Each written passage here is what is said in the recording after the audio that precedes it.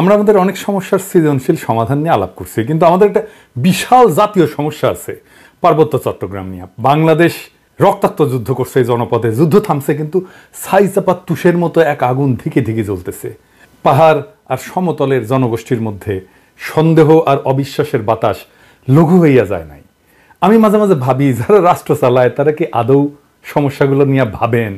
কিভাবে এটা সমাধান করা যায় এটা নিয়ে ভাবেন? ভাবলে, আন্তরিকভাবে চেষ্টা করলে তো এই সমস্যা একেবারে দূর না হোক অনেকটা তো সহনীয় করে ফেলা যায়। রাষ্ট্র সবসময় অপদার্থরা চালায়, তাই কখনো আমরা ভাবতেই পারি না সমস্যাকে দূর করতে হলে কি কি কাজ করতে হবে, কিভাবে সৃজনশীলভাবে সমস্যার সমাধান করতে হবে। আজ আমি পার্বত্য চট্টগ্রাম ইস্যু নিয়ে আলাপ করব। আমার আলাপে সব সমস্যার সমাধান থাকবে না, তবে অন্তত একটা বড় সমস্যার সমাধানের বিষয়ে আলাপ করব।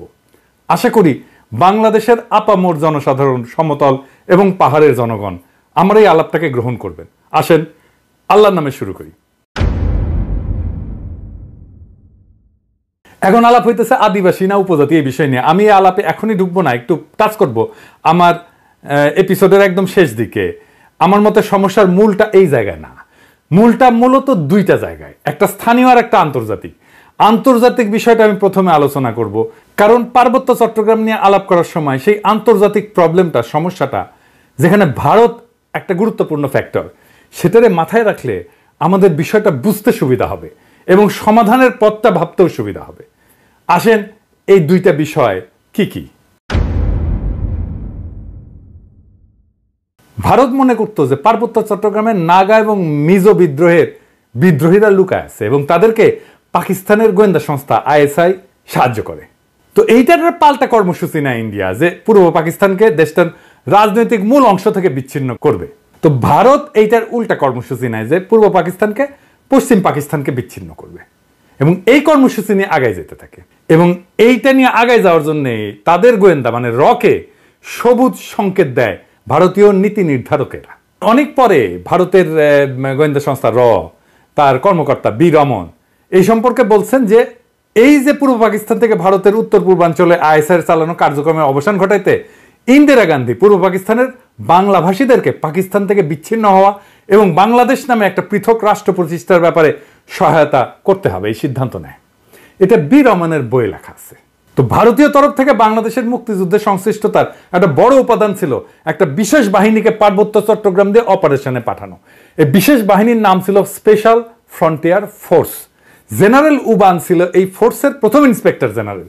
1962 সালের শেষ দিকে এই ফোর্সটা গড়ে উঠছিল। 71 সালে এই জেনারেল উবানি ছিলেন মুজিব বাহিনীর প্রশিক্ষক। মুজিব বাহিনী কি জানেন তো? ছাত্রলীগ, যুবলীগ আর আওয়ামী লীগের যৌথ গেরিলা বাহিনী। এরা কিন্তু যুদ্ধ করেনি, আর আজকে তারা মুক্তিযুদ্ধের সিপাহসালার হয়ে গেছে। শুধু তাই না, উবান ছিল রক্ষী বাহিনীরও প্রশিক্ষক। তাইলে বুঝতে পারতেছেন তো যে ইন্ডিয়ার প্ল্যানটা কি এবং কিভাবে সে প্ল্যানগুলো সাজাচ্ছে তার আশেপাশে। এবং পার্বত্য চট্টগ্রামে যখন 71-এ চূড়ান্ত অপারেশন হয়েছিল, তখন মুজিব বাহিনী না, স্পেশাল ফ্রন্টিয়ার ফোর্স নামে ওই আনকনভেনশনাল বাহিনীকেও ভারতীয়রা পার্বত্য চট্টগ্রাম দিয়ে বাংলাদেশে ঢুকায় দেয়। এবং এই স্পেশাল ফ্রন্টিয়ার ফোর্স অনেক দিন থাকে, এমনকি 1975 পর্যন্ত থাকে পার্বত্য চট্টগ্রামে। তো এই ফোর্সের দায়িত্ব কি ছিল? যে পার্বত্য চট্টগ্রামে যে ভারত নিয়ন্ত্রিত মিজোরাম এবং নাগাল্যান্ডের স্বাধীনতা সংগ্রামী আছে তাদেরকে খুঁজে বের করে এবং নিশ্চিহ্ন করা। এখানেই শেষ না, এই স্পেশাল ফ্রন্টিয়ার ফোর্সের সাথে মুজিব বাহিনী পার্বত্য চট্টগ্রাম দিয়ে যখন অভিযান শুরু করে, এটা নভেম্বরের শেষ দিকে। এরা ত্রিপুরা রাজ্য থেকে পার্বত্য চট্টগ্রামের পানছড়িতে প্রবেশ করে নভেম্বরের শেষে। একদল চাকমা তাদেরকে অভ্যর্থনা জানাইতে যায়, মনে করছে তাদের মুক্ত করতে আসছে। এই জন্য একটা খাসিও নিয়ে গেছিল বেচারারা। আহারে, মুজিব বাহিনী ও স্পেশাল ফ্রন্টিয়ার ফোর্স এই সদস্যদের খাসিটা নিছে, কিন্তু অভ্যর্থনাকারী সবাইকে হত্যা করছিল। তারপর তারা পানছড়ির পাহাড় গ্রামগুলোতে হামলা শুরু করে, বাড়িঘর লুটপাট করে, আগুন লাগায় দেয়, সামনে যাকে পায় তাকেই হত্যা করে এবং মেয়েদেরকে ধর্ষণ করে। তাদের হামলায় পানছড়িতে ওই দিনই নিহত হয়েছিল 32 জন নিরীহ পাহাড়ি। তারপর তারা পানছড়ি থেকে খাগড়াছড়ির দিকে রওনা হয় এবং যাওয়ার পথে 176টা বাড়িঘর জ্বালায় দেয়। 14 ডিসেম্বরেও তারা 22 জনকে হত্যা করে। এই ছিল আওয়ামী লীগের মুজিব বাহিনীর মুক্তিযুদ্ধ। এটাই তাদের কন্ট্রিবিউশন। বাংলাদেশ থেকে ভারতীয় সামরিক বাহিনী চলে যাওয়ার সময় তাদের সেনাবাহিনীর এই স্পেশাল ফ্রন্টিয়ার ফোর্সকে রেখে দেওয়া হয় কক্সবাজারে। 72 সালের জুলাই পর্যন্ত পার্বত্য চট্টগ্রামে অপারেশন চালায়, তারপরে তারা প্রত্যাবর্তন করে। কিন্তু সবাই যে চলে গেছিল তা কিন্তু না, কারণ মুজিব যেদিন জয় বাংলা হয় না 1975-এ, ওই সময় পার্বত্য চট্টগ্রামে অপারেশন চালানো একটা ভারতীয় হেলিকপ্টার বিধ্বস্ত হয়। রেকর্ড রে ভাই। মুজিব মূলত পার্বত্য চট্টগ্রামকে ভারতের হাতে তুলে দিছিল। আমি আর সেই ইতিহাসে গেলাম না, কিন্তু এখন পার্বত্য চট্টগ্রাম নিয়ে ইন্ডিয়ার পরিকল্পনাটা কি? ইন্ডিয়ার একটা দুর্বল জায়গা আছে চিকেন নেক, তাই না? আপনারা জানেন, যেটা দখল নিতে পারলে 7 সিস্টার জয় বাংলা হয়ে যাবে, আলাদা হয়ে যাবে। ইন্ডিয়া সেটা নিয়ে সবসময় একটা প্যারার মধ্যে থাকে। আমাদেরও একটা উইক জায়গা আছে, সেটা হইতেছে ফেনী, যা আমাদের বাংলাদেশ মূল ভূখণ্ডের সাথে পার্বত্য চট্টগ্রামকে যুক্ত করছে। ওই জায়গা দিয়া পার্বত্য চট্টগ্রামকে যদি আলাদা করে দিতে পারে ইন্ডিয়া, তাইলে চিকেন নেক নিয়ে তার না ভাবলেও চলবে, মুফতে একটা সমুদ্র বন্দর পাওয়া যাবে। তাই সে পার্বত্য চট্টগ্রামের সবসময় বিচ্ছিন্নতাবাদীদেরকে অকাতরে সাপোর্ট দেয়। শান্তি বাহিনীকে সাপোর্ট দিচ্ছে, কুকিজিনদের সাপোর্ট দেয়। তারা জানে পার্বত্য চট্টগ্রাম যদি বিচ্ছিন্ন হয়ে আলাদা রাষ্ট্র হয়ও, তাইলে এই ল্যান্ড লক একটা অতি অল্প জনগোষ্ঠীর ভূখণ্ডের ইন্ডিয়ার উপরে সর্বাংশে নির্ভর করা ছাড়া আর উপায় নাই। আর ওই অংশটা ইন্ডিয়া খায়া ফেলতে কোনো সমস্যা হবে না তখন। তবে আমরা এই সমস্যার কথা কম বেশি সবাই জানি, যে দ্বিতীয় যে সমস্যা, যেটার কথা আমরা একেবারেই জানি না, আলাপ করি না, সেই সমস্যাটা কি? আসেন সেটা নিয়ে আলাপ করি। এটা খুবই জটিল এবং কম আলোচিত সমস্যা। এই প্রসঙ্গে আমি আর একটা আলোচনা করে নিই, আপনাদের বুঝতে সুবিধা হবে। হংকং আর চায়না মেনল্যান্ড, এই দুইটা ভূখণ্ড কিন্তু একই দেশের হইলে সিস্টেম আলাদা, অর্থনৈতিক সিস্টেম আলাদা। হংকং অশান্ত না? আপনি একই দেশের দুইটা সিস্টেম করলে সেটা অশান্তির একটা বীজ হয়ে থাকে, যদি খুব ভালোভাবে ম্যানেজ করা না যায়। কারণ দেশ বা রাষ্ট্র একটা শরীরের মতো, এটার একটা রাজনৈতিক অর্থনৈতিক সংহতির দরকার পড়ে। ইকোনমিক সিস্টেম আলাদা হইলে রাজনৈতিক সংহতি রক্ষা করা দূর হয়ে যায়। কেন? মার্কস বলছেন যে রাজনীতি হচ্ছে অর্থনীতির একটা ঘনীভূত রূপ। অর্থনীতি যেমন, সেটাই রাজনীতি হইয়া দেখা দেয়। কথাটা খুবই সত্য কথা। একটা দেশের ইকোনমি যেমন, তার রাজনীতিটাও তেমন। এটা নিয়ে পরে আবার বিস্তারিত আলাপ করা যেতে পারে, কিন্তু আপাতত আজকাল আলাপের জন্য এইটুকু জানলেই চলবে। পার্বত্য চট্টগ্রামের ইকোনমি কি আলাদা? হ্যাঁ, আলাদা। ওদের ইকোনমি ভূমি নির্ভর। ওদের বর্তমান ভূমির মালিকানা ব্যবস্থা খুবই জটিল এবং বহুমুখী একটা কাঠামোর উপর প্রতিষ্ঠিত, যা ঐতিহাসিক, সামাজিক, সাংস্কৃতিক এবং প্রশাসনিক অনেকগুলো কারণের মিশ্রণ। 3টা স্তরে এদের ভূমি ব্যবস্থাপনা। 1 নাম্বার, ঐতিহ্যবাহী ভূমি মালিকানা ব্যবস্থা। এটাই সবচেয়ে বড় ভূমি ব্যবস্থাপনা। আনুমানিক 50 থেকে 60% ভূমি এই ঐতিহ্যবাহী ব্যবস্থাপনার আওতায় পড়ে। কেমন সেটা?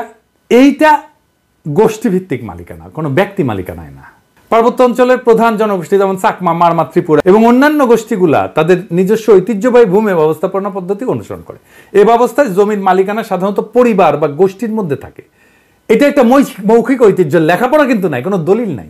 জমি ভোগ, দখল এবং ব্যবহার করার অধিকার আছে, কিন্তু সেটা আইনগতভাবে নথিভুক্ত না। জুম চাষ হয় না পাহাড়ে, এই জুম চাষের জন্য যে ভূমি, সেইটা কিন্তু এই ঐতিহ্যবাহী কৃষি পদ্ধতি এবং এই ভূমি মালিকানায়। এখানে জমি ব্যক্তিগত মালিকানা না, বরং গোষ্ঠীগত মালিকানায় পরিচালিত হয়। 2 নাম্বার মালিকানা হচ্ছে সরকারি ভূমি মালিকানা। সরকার যেটাকে রিজার্ভ বন ঘোষণা করছে, এটা সরকারের মালিকানা। পার্বত্য চট্টগ্রামের একটা বড় অংশ আমরা জানি যে রিজার্ভ ফরেস্ট বা সংরক্ষিত বন হিসাবে ঘোষিত। এই ভূমি বন বিভাগ দিয়ে নিয়ন্ত্রিত এবং চাষাবাদ এবং বসতি স্থাপন এখানে নিষিদ্ধ। তবে আপনারা জানেন যে পার্বত্য চট্টগ্রামের অধিবাসীরা ঐতিহাসিকভাবে বনের মধ্যে চাষাবাদ করে এবং বসতি স্থাপন করে। তো সরকার যদি নিষিদ্ধ করে দেয়, তাহলে তাদের ঐতিহাসিকভাবে চাষাবাদের পদ্ধতি ছিল, সেটা নষ্ট হয়ে যায় না? এটা মাথার মধ্যে নাই এদের। কিন্তু এটা একেবারে বন্ধ হয়নি। এই সংরক্ষিত বন এলাকায় অনেক বসতি আছে জনগণের এবং ঐতিহ্যগতভাবে এই ভূমি তারা ব্যবহার করে। এইটাও একটা ভূমি বিরোধের অন্যতম কারণ। 3 নম্বর হচ্ছে সরকারি প্রকল্প। কাপ্তাই হ্রদ বাঁধ প্রকল্পের জন্য ব্যাপক ভূমি অধিগ্রহণ করা হয়েছিল, যা স্থানীয় জনগণের ভূমি হারানোর অন্যতম কারণ হয়ে দাঁড়িয়েছে। আমরা এই প্রসঙ্গে সমাধান পর্বে আলাপ করব। আনুমানিক 25 থেকে 30% ভূমি সংরক্ষিত বনাঞ্চলের অধীনে রয়েছে। আর আইনগতভাবে নথিভুক্ত মালিকানা, যেটা আমরা সমতলে দেখি আর কি, জমি রেজিস্ট্রি, দলিল, এটা দেখি না, এইটা পর্সা টর্সা এগুলো দেখি না, পাকা দলিল। কিছু কিছু এলাকায় ব্যক্তি বা গোষ্ঠী তাদের জমির দলিল নথিভুক্ত করে ফেলছে, তবে এটা খুবই সীমিত এবং এইটা সবসময় সমস্যাযুক্ত, কারণ অনেক জমির মালিকানার বিষয়ে সরকারি রেকর্ড স্থানীয় ঐতিহ্যবাহী নিয়মের মধ্যে তো সংঘাত আছে, তাই না? এইটা ধরেন 10%-এর মতো। এই ভূমি ব্যবস্থাপনার মূল সমস্যাটা কি?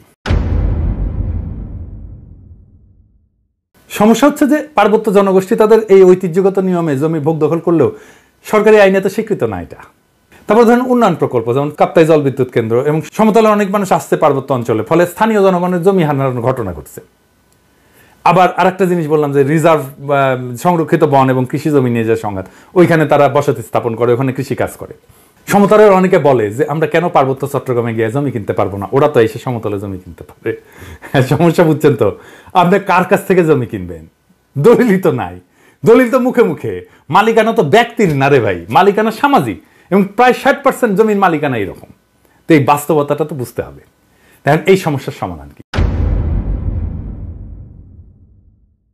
ওয়ান কান্ট্রি টু সিস্টেম ব্যবস্থা আমাদের চালাইতে হবে ততদিন পর্যন্ত যতদিন না ব্যাপক সংখ্যাগরিষ্ঠ পাহাড়িরা এই সিস্টেম বদলানোর জন্য দাবি না করে।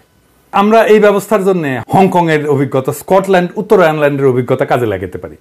এইটা করে ঐতিহ্যবাহী ভূমি ব্যবস্থাকে আইনি স্বীকৃতি দিতে পারি এবং পুরো পার্বত্য চট্টগ্রামকে আমরা গ্রিন ইকোনমির আওতায় আনতে পারি। তাহলে আমাদের এই ওয়ান কান্ট্রি টু সিস্টেমটা ভালোভাবে বাস্তবায়ন করা যাবে। অর্থনৈতিক উন্নয়ন আর স্বাতন্ত্র্য 2 লক্ষ্যই অর্জিত হবে। পার্বত্য চট্টগ্রামে ব্যাপক অর্থনৈতিক উন্নয়ন করলে, পাহাড়িদের আয় আর জীবনযাত্রার মান বাড়াইলে বেশিরভাগ সমস্যার সমাধান হয়ে যাবে। আসলে এই গ্রিন ইকোনমিটা কি আর কিভাবে এটা ইমপ্লিমেন্ট করা যায় সেটা দেখি, বাস্তবায়ন করা যায়। গ্রিন ইকোনমি হলে এমন একটা অর্থনৈতিক ব্যবস্থা যা পরিবেশকে রক্ষা করবে, টেকসই উন্নয়নকে প্রাধান্য দেবে, এবং এইটাই প্রাকৃতিক সম্পদের সঠিক ব্যবস্থাপনা, পরিবেশ বান্ধব প্রযুক্তি ব্যবহার এবং সবুজ কর্মসংস্থান তৈরির মাধ্যমে অর্থনৈতিক উন্নয়ন এবং পরিবেশ রক্ষার মধ্যে একটা ভারসাম্য আনবে। এবং আমরা পার্বত্য চট্টগ্রামকে যদি একটা সংরক্ষিত এলাকা বলে ঘোষণা দিয়ে গ্রিন ইকোনমির আওতায় নিয়ে আসি, তাহলে অনেকগুলো সুবিধা পাওয়া যাবে। স্বাতন্ত্র্য রক্ষা তো হবেই, পাশাপাশি অর্থনৈতিক উন্নয়ন সম্ভব হবে। সুবিধাগুলো এক এক করে আলোচনা করি। যেমন ধরেন, প্রাকৃতিক সম্পদের সংরক্ষণ করা যাবে। সংরক্ষিত এলাকায় অরণ্য, বন্যপ্রাণী এবং জীববৈচিত্র্য রক্ষার জন্য সঠিক ব্যবস্থাপনা গড়ে তোলা সম্ভব হবে, এবং এর ফলে টেকসই একটা বন ব্যবস্থাপনা, যেটাকে সাস্টেনেবল বন ব্যবস্থাপনা বলা হয়, এবং পানি সংরক্ষণ, কার্বন নিঃসরণ হ্রাস করা যাবে, এবং পরিবেশ বান্ধব কর্মসংস্থান তৈরি করা যাবে। কিভাবে? ধরেন ইকো ট্যুরিজম, জৈব চাষাবাদ, প্রাকৃতিক পণ্য উৎপাদন এবং স্থানীয় কারুশিল্পের মাধ্যমে স্থানীয় জনগণের জন্য কর্মসংস্থান সৃষ্টি করা যাবে। পরিবেশ বান্ধব উদ্যোগ নেওয়া যেতে পারে, যেমন সৌরশক্তি প্রকল্প, জৈব প্লাস্টিক উৎপাদন প্রকল্প, এইগুলো তৈরি করা যেতে পারে। এবং যেহেতু আমরা এখানে কার্বন নিঃসরণ কমাবো, তাই আন্তর্জাতিক সহযোগিতা পাওয়া যাবে প্রত্যেকটা প্রকল্পে। শুধু আন্তর্জাতিক সংস্থার সাহায্য, টাকা পয়সায় না, প্রযুক্তিগত সহায়তাও নেওয়া যাবে। এবং পরিবেশ বান্ধব ট্যুরিজম গড়ে তোলা যায়। এখন যে ট্যুরিজম আছে এটা পরিবেশ বান্ধব না, এটা আয়ের একটা গুরুত্বপূর্ণ উৎস হতে পারে। আর সামাজিক উন্নয়ন জনসাধারণের, যেমন ধরেন স্থানীয় জনগণের শিক্ষা, স্বাস্থ্য এবং আর্থিক অবস্থার উন্নতির জন্য প্রকল্প নেওয়া যেতে পারে, যেটা তাদের জীবিকার বিকল্প উৎস হিসেবে কাজ করবে। যারা বনাঞ্চলে কাজ করতেছে, যারা বনাঞ্চলে আবাদ করতেছে বা বাসস্থান করতেছে, তাদের জন্য একটা বিকল্প, একটা কর্মসংস্থানের উৎস আমাদের খুঁজে বের করতে হবে। এবং স্বাতন্ত্র্য রক্ষার জন্য এই প্রত্যেকটা প্রকল্পে স্থানীয় সম্প্রদায়ের অংশগ্রহণ নিশ্চিত করতে হবে। স্থানীয় জনগোষ্ঠীকে সিদ্ধান্ত গ্রহণ এবং ব্যবস্থাপনার অংশীদার করে ফেলতে হবে। তাদের ম্যানেজমেন্টে পার্টিসিপেশন ছাড়া আমরা কোনো কাজ করব না। তাদের সাংস্কৃতিক ঐতিহ্য এবং জীবনযাত্রাকে সম্মান জানায় উন্নয়ন পরিকল্পনা করতে হবে সব সময়। সংরক্ষিত এলাকাকে বিভিন্ন জোনে ভাগ করা যেতে পারে। যেমন ধরেন কোর জোন, যেটা সম্পূর্ণ সংরক্ষিত এলাকা, যেখানে মানুষের প্রবেশ সীমিত থাকবে। বাফার জোন, যে কিছু নিয়ন্ত্রিত কার্যক্রম, যেখানে ইকো ট্যুরিজমটা চালাবো। আমরা ইকো ট্যুরিজম সব জায়গায় চালাইতে দেবো না, এবং এখানে গবেষণাও করব। এবং sustainable use zone, third zone, যেখানে পরিবেশ বান্ধব চাষাবাদ, কারুশিল্প এবং অন্যান্য কার্যক্রম পরিচালনা করা যাবে। এবং একটা কঠোর আইন, পরিবেশ সুরক্ষা আইন লাগবে ওইখানে। সংরক্ষিত এলাকায় বৃক্ষ নিধন, শিকার এবং দূষণ কঠোরভাবে নিষিদ্ধ করতে হবে, এবং আইন ভঙ্গ করলে দৃষ্টান্তমূলক শাস্তি ব্যবস্থা করতে হবে। এবং আমরা পুরো সিস্টেমটা ঠিক মতো চলতেছে কিনা এটার জন্য প্রযুক্তির ব্যবহার করব, ড্রোন লাগাবো, স্যাটেলাইট ইমেজ ব্যবহার করব, যে সংরক্ষিত এলাকায় সার্বক্ষণিক আমরা নজরদারি করব যে কেউ আমাদের এই পরিবেশের ক্ষতি করতেছে কিনা। এবং এই অঞ্চলে আমাদের একটা গবেষণা এবং ডকুমেন্টেশনের একটা শক্তিশালী সিস্টেম রাখতে হবে, যে সংরক্ষিত এলাকায় জীববৈচিত্র্য, সম্পদ এবং পরিবেশগত অবস্থা নিয়মিত এটা ঠিক থাকতেছে কিনা, এটা নিয়মিত গবেষণার মাধ্যমে পর্যবেক্ষণ করা হবে। আর আসেন কাপ্তাই লেক এলাকা। এই যে কাপ্তাই লেকটা করা হয়েছে, জানেন এখানে কত মেগাওয়াট বিদ্যুৎ হয়? 230 মেগাওয়াট মাত্র। এটা গোটা বাংলাদেশের চাহিদার মাত্র 5%। এই যে 5% বিদ্যুৎ, তার জন্য কত বড় সমস্যা আমরা তৈরি করছি। আমরা যদি ঘোড়াশাল বিদ্যুৎ কেন্দ্রের কথা চিন্তা করি, ঘোড়াশাল বিদ্যুৎ কেন্দ্র 950 মেগাওয়াট বিদ্যুৎ উৎপাদন করে, তার মানে 4 গুণ এই কাপ্তাই লেকের চাইতে। তাইলে আমি এটা আসলে রাখবো কেন? এই কাপ্তাই বাঁধ ভেঙে দিয়ে আমরা জমি উদ্ধার করলে কি সমস্যা? এটা ভেবে দেখতে হবে, এটা নিয়ে আমাদের সিরিয়াস চিন্তা করতে হবে যে আসলে আমরা কাপ্তাই বাদটা রাখবো কিনা। একটা দীর্ঘস্থায়ী প্রবলেমের সমস্যার সমাধান করছে। কাপ্তাই লেক থাকবে না, কাপ্তাই লেকের দরকার কি? আমাদের তো দরকার নাই। দৃষ্টিনন্দন কাপ্তাই লেকের তো দরকার নেই। আমার যদি জমি উদ্ধার হয় ওইখানে, এই 230 মেগাওয়াট বিদ্যুতের দাম কত? আর আমরা যদি এই জমিটাকে ব্যবহার করতে পারি, কাপ্তাই লেকের নিচে ডুবে যাওয়া জমিটা যদি উদ্ধার করতে পারি, তাহলে এই জমিতে আমরা কি পরিমাণে অর্থনৈতিক ব্যবস্থাপনা করতে পারবো, অর্থনৈতিক সুবিধা পাবো, অর্থনৈতিক লাভ করতে পারবো। এটা একটা স্টাডি হইতে পারে। আমি এটা ধারণাটা দিলাম। যদি মনে করেন যে স্টাডি করে যদি দেখা যায় যে ওইখানে অর্থনৈতিক সুবিধা যেটা সেটা অনেক অনেক বেশি এই কাপ্তাইয়ের 230 মেগাওয়াটের বিদ্যুতের চাইতে, তাহলে কাপ্তাই বাঁধ আমাদের রেখে লাভ কি? এটা ভেঙে দেওয়া যেতে পারে। আমার মনে হয় যে কাপ্তাই বাঁধ যদি ভেঙে দেওয়া যায় তাহলে আমাদের বেটার ইকোনমিক বেনিফিট আমাদের আসবে। এবার আসেন আদিবাসী ধারণা নিয়ে আমার চিন্তাটা বলি। কেন এইটা অদরকারি আলাপ? কেনই বা সমতলের মানুষ এই চিন্তাটা পছন্দ করে না? সমতলের মানুষ আদিবাসী ধারণা নিয়ে কি মত পোষণ করে সেটা বলার আগে বোমাং রাজা কি ধারণা পোষণ করে সেটা শুনি। আসেন শোনেন, ওনার কথাই শোনেন। আমার নাম অংশপ্রদ চৌধুরী। আপনারা বলেন আমরা actually we are not tribal, আমরা আদিবাসী নয়। আমরা ছিলাম বার্মাতি।